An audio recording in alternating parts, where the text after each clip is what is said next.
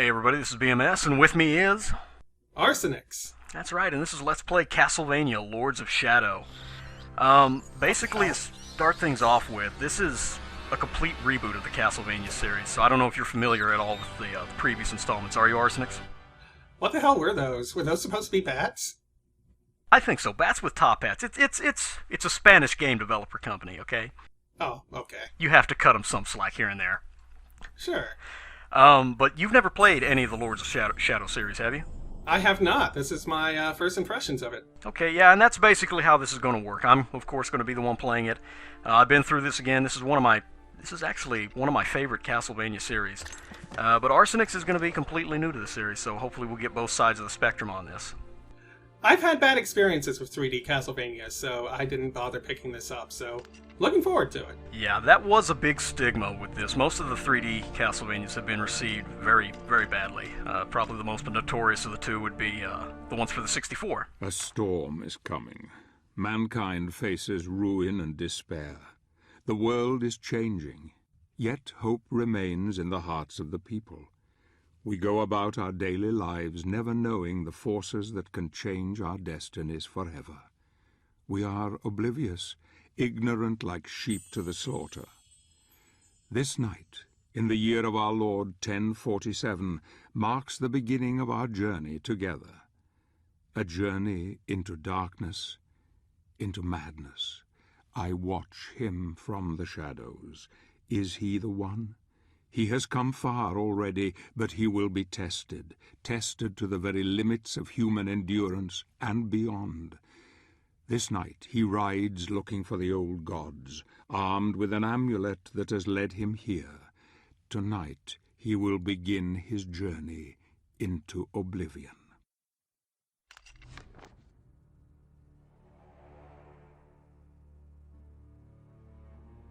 The struggle for supremacy is eternal, inevitable. Victory is the natural objective of every creature on this world. They will kill and die for their kind to dominate. Some call this eternal struggle equilibrium, the balance between light and darkness.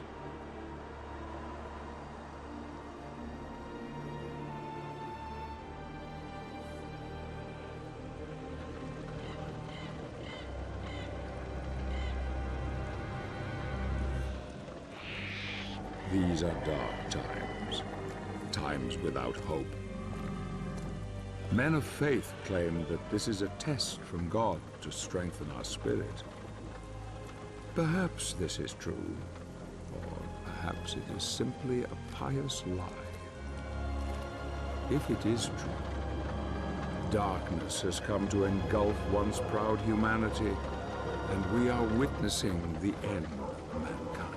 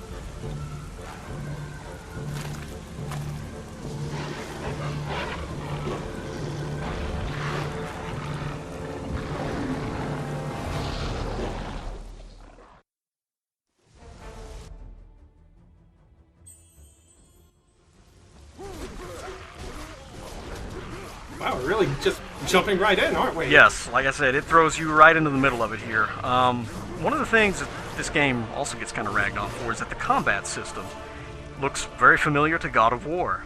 Mm-hmm. Which it is, and I mean, I don't personally see that as a bad thing. It works fluid enough. I mean, it's a solid system, and there's enough to make it different that it's not an exact clone or anything like that. So I think it works, but you've got a lot of the diehard fans of the old Castlevania series that immediately got turned off from it just because of that. Well, one complaint I have heard a lot about was QuickTime events. Are those going to play a factor? Yes, they are, which that's kind of actually interesting. When Mercury Steam started this, they didn't want any QuickTime events whatsoever in this game. Because, people didn't really like them. Well, by the end of development, it's full of them. And some of them are pretty fucking obnoxious, too, in a really bad way. No, I can't wait to see those. Well, imagine a QuickTime event. You've got your button prompt on there. Just imagine the button prompt being interrupted and moving all over the camera while having a shaky cam effect going on. Like this? Yes, this is an example of the QuickTime event. Extremely slowed down, basically.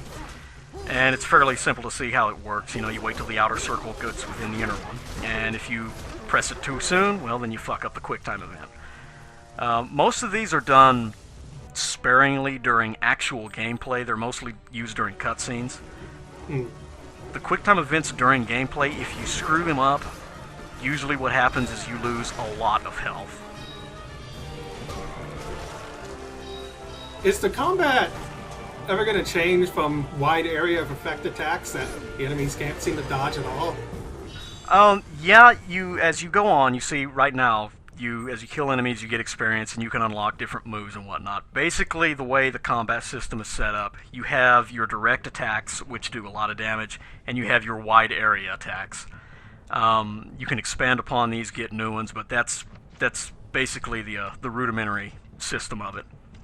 I like how that throw move was called grab and interact. Not just tossing them down to the earth or anything, just grab and interact with the werewolf, it's fine. Of course. And some enemies you can just walk up to and grab them straight away. Others you have to damage them enough before you can actually use that, which, actually this is another part of the game that I really like, the book here that we're looking at. It's got all the detailed explanations of everything, and all the moves that you can buy. It also gives that nice little, hand-drawn example of it. And I'm showing this off here. All this information will be posted in the thread, but this is basically just what your item screen looks like. I'm still not entirely sure what's going on story-wise.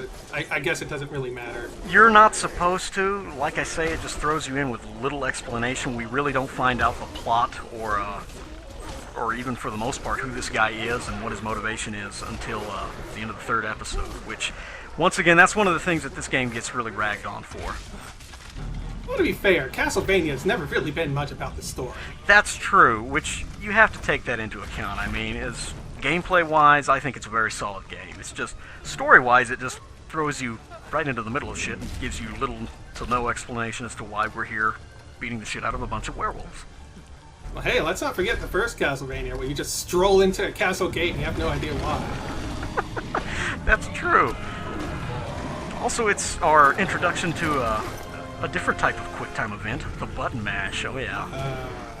Don't you just love those? No, I don't.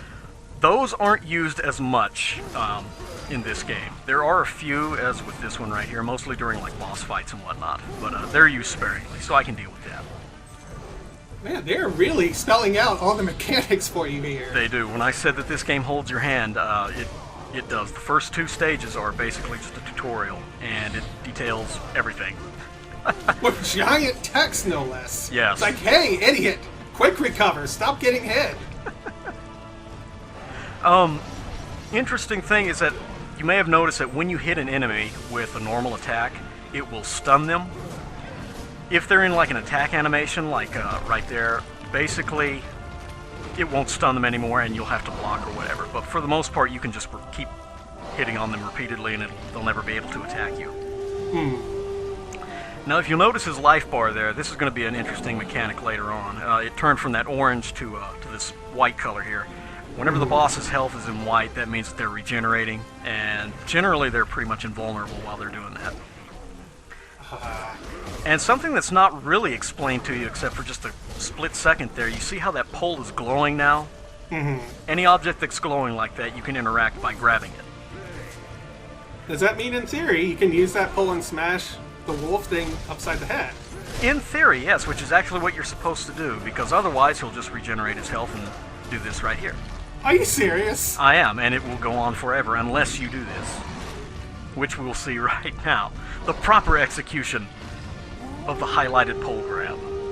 Why not just let you equip the club stick thing automatically? Oh, because it's not a weapon that you use. You just do that right there. It's an interactable object, man. Come on.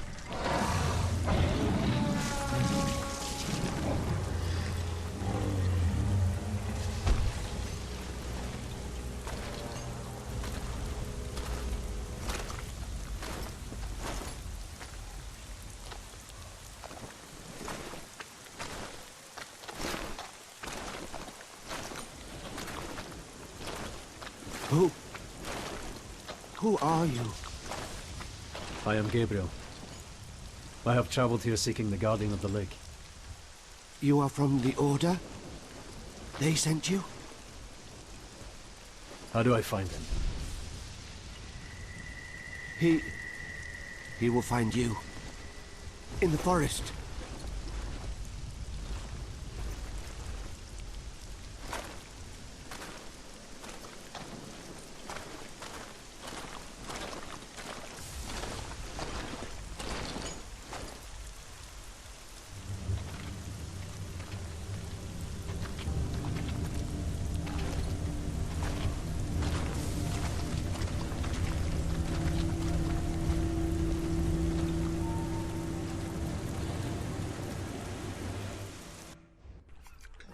Also, to point out here, at the end of every little subchapter, you're greeted with this right here.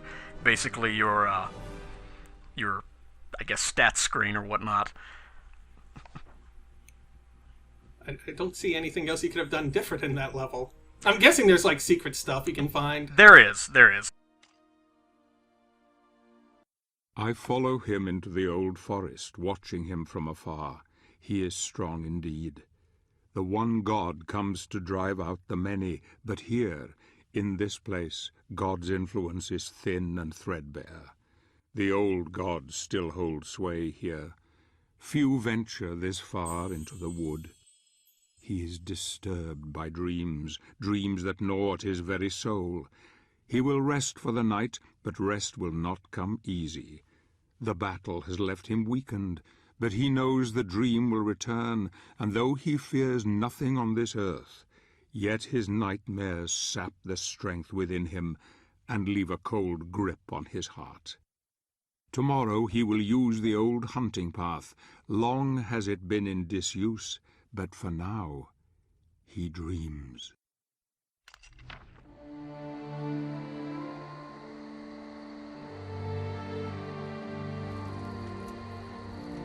What motivates a man to confront the challenges that most of us would run from?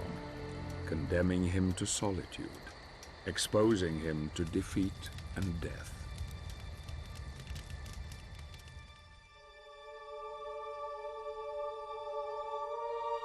The answer is love, a force so powerful that all reason becomes blind to it, blind to all things, even the truth.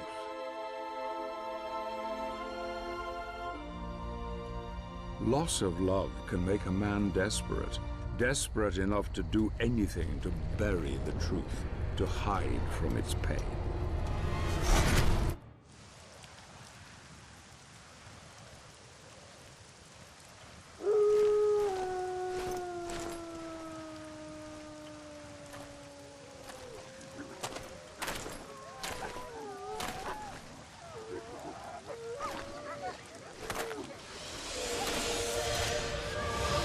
I hear you seek the Guardian of the Lake. I will take you to him, but we must be quick. Climb onto my back. Hurry!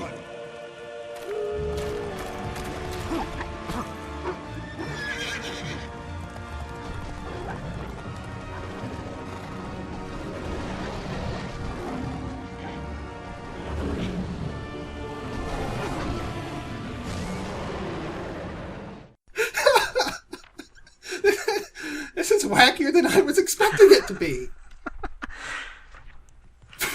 This game it's like it's throwing out all the stops here, you know. And the thing of it is that it's stated by David Cox, who was with Mercury Steam, that they took a big cue on designing this from like Guillermo del Toro. So that's where a lot of this comes from. There's a lot of quick time events already. There are. One interesting thing that they did here that I'll point out is that each of these great wargs that you see here, that you get a little cutscene when you go and stab it on there.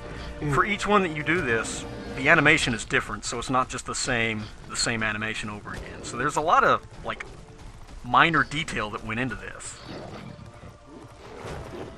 Oh no! And they can even jump on you. Isn't that supposed to mean you're supposed to turn into a werewolf? And wow! There's a couple of spots here where you're forced to get knocked off of the mythical horse there, and you have to beat the shit out of a couple more Lycans. You say forced to, but I'm just gonna pretend it was just from his own incompetence. Really, that's what it was. I mean, come on. And what I tried to show off there, but I got interrupted here with the introduction of the perfect block there, was throughout the various levels you'll see these soldiers that glow. These are where you get your upgrades from, like your life upgrades and various lore that's laying around. It'll enhance the story if you wanna bother to pick it up. Well, I prefer something over nothing, I guess. Of course, this is no story upgrade here. This is just a life gem, which the way that the gems work is that there's 30 total, and for every 5 it will increase your life or the certain extra weapons that we get in the next few levels. Have you shown off the daggers? I've noticed that you've collected as many as you can carry. Yes, I have. I did that in the opening level. Basically, the daggers, you have very certain sub-weapons here. Werewolves, these minor Lycans here, one dagger will destroy them, basically. They're useful against these guys. Also, plus, as a cutscene device, it's completely amazing. That guy was just wanting to see you mount your horse in a stylish manner. That was completely unnecessary. Gabriel Belmont takes no prisoners. Also, it should be noted that even if the wolves jump on you like that, it doesn't actually damage you, even though they bite you, which I don't really understand, but okay. Quick time mechanics. It is. However, you may have noticed that the big wargs knock me off there, which will instigate a QuickTime event. If you fail that QuickTime event, look at my health now. Yeah. That's the gimmick with QuickTime events in this game. If you fuck one up, you pay a heavy health price, basically. That's kind of ridiculous. Especially on a game like this, because the thing of it is that this segment right here is unavoidable anyway. Even if you don't fail the QuickTime event and you destroy the little Lycan-riding Lycans there, you still get hit by like another branch and fall off. And you have to go through this anyway. So what's the point then? Just have the enemies do actual damage. It's plot device, I guess? I don't know. It speeds it up, I guess. We need to get David Cox in here. Yes, exactly. It's a speedrun strat. Fuck up the QuickTime event. Take damage to save time, just like a Ninja Gaiden. Also, these wargs, it's like this big one that I'm fighting here. If you damage it enough, it will start to glow without actually dying, and you can mount it instead, and you can ride the ward around and attack shit, which will be shown off later on. Okay. There's a lot of different mounts in this game. This is the only level that we actually get to ride an actual horse.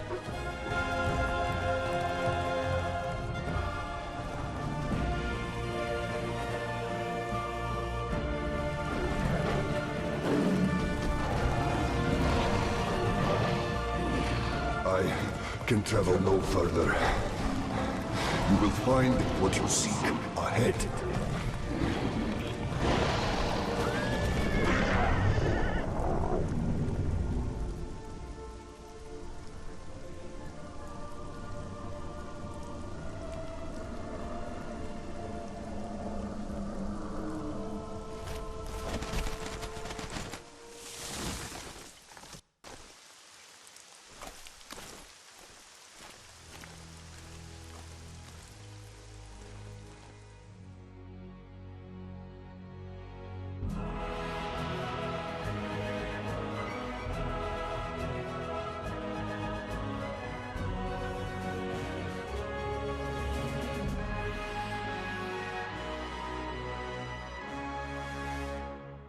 And that's that.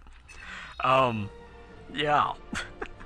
So what do you think so far, Arsenix? Are you impressed? I guess the word would be intrigued. I'll go with that. Now remember now, of course, once you understand the plot of this, it will expand ever so much on your knowledge of this, alright? I'll take your word for it, dude. Just trust me on this, and don't believe a word in the thread, because apparently the last LP of it, I believe Coolest did it back in 2011. Everybody on Something Awful seemed to hate this game, for whatever reason. Well, I say fuck you. I like it, and I'm going to stick to it. Oh, you like Castlevania 64 as well? Well, yeah, I liked Castlevania 64, but don't let that, Is that supposed to mean something? Maybe. Sure. I hope you all enjoyed. I'm going to try to get this updated about once a week or so. Yeah, I hope you all enjoyed, and we'll see you next time. Arsenix, I appreciate you joining me for this, man. Oh, thank you for having me. I'm sure it's going to be quite an adventure. You could say after that last chapter, we're in for a wild ride. Wow.